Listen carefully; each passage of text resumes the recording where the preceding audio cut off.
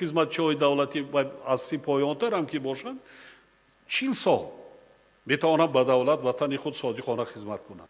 در بعضی دولت‌های پیشرفته من شاهد هستم از این کادرهای جوان که اعضای حکومت هستند، وزیر هستند، دیگر ساحه‌های مهم را رهبری میکنند. چرا ما امکانیت ندیم جوانان صاحب استعداد، جوانانی که لیاقتمند هستند، جوانانی که هستند؟ برای چی؟ سوالی رئیس جمهوری تاجیکستان را بسیاری ها می دهند که چرا در کشور با 70% اهالی جوان فقط 44% کارمندان دولت جوانان تا 35 ساله هستند. تاجیکستان یکی از جوانترین کشورهای دنیاست چون سن میانه اهالی از 24 سال بالا نیست. اما با نظرداشت دستگیری کمی دولتی جوانان، تاجیکستان را در شاخص بین المللی رشد جوانان در بین 170 کشور در مقام 114 گذاشتند. متاسفانه در کشور ما مسئله دستگیری جوانان بسیار سست براه مانده شده است. اگر حکومت یا کسی ما را میشنود باید نسل جوان را در تلاششان برای رسیدن به هدف دستگیری کند.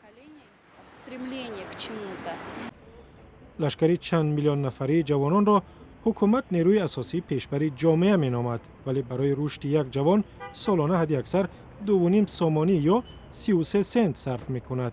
از میان این طبقه هر سال تا 180,000 نفر به بازار کار وارد می شوند. نصفشان جای کار نمی یابند. 77% بیکاران تا 29 سال دارند. آرزوی همه‌شان یک است. جوانان آرزوی خود را دایر به پیدا کردن جای کاری خوب با معاش ارزنده عملی گردانند. این یکی از تا کنون صدها هزار جوان تاجیک راه خلاصی از بیکاری را در روسیه می دیدند، با امید که روز شرایط در وطن بهتر می شود و برمیگردند و می مانند.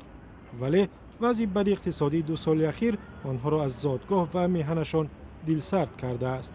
اگر پیشتر از جمله جوانان که زندگانی اویلا رو پیش می‌بردند بررسی روی می‌نهادند و یک نیتی داشتند که می‌رویم کار می‌کنیم، برمیگردیم و در وطن اویله‌دار می‌شویم، در وطن زندگانی می‌کنیم، خانه بنا می‌کنیم.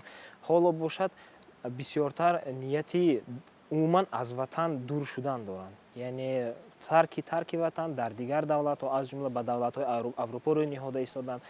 احساسی غمخوری کمی حکومت و احساسی افزاینده ناامیدی از آینده در بین جوانان مقامات تاجیکستان را وادار کرد برای حل مشکلات نسل جوان شورای ملی کار با جوانان تأسیس دهد.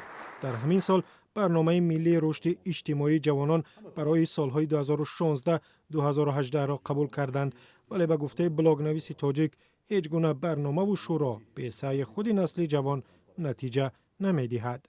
این سال نه، سال آینده نباشد، یک سال پس الکی یک شرایط مهیا می شود که در آن ما می توانیم رشد نمو کنیم. اما برای مهیا شدن آن شرایط پیش از آن ما خودمان باید سهمگذار باشیم. یعنی ما باید حرکت کنیم که چنین شرایط را مهیا سازیم به خودمان که در آن توانیم رشد نمو کنیم و سهمگذار باشیم که این دولت پیش رود، ملت پیش رود و عموما شرایط برای رشد و رونق مهیا گردد.